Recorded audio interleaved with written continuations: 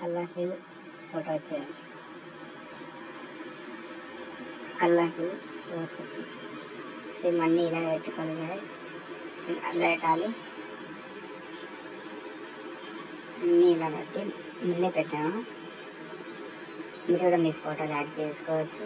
కావాలంటే మీ ఇష్టమైన హీరోయిన్ లేదా హీరో ఎవరిదైనా పెట్టుకోవచ్చు. బాగుంటుంది ఇది, ఒకసారి ట్రై చేయండి. పైన ఎక్స్పోర్ట్ అవుతుంది.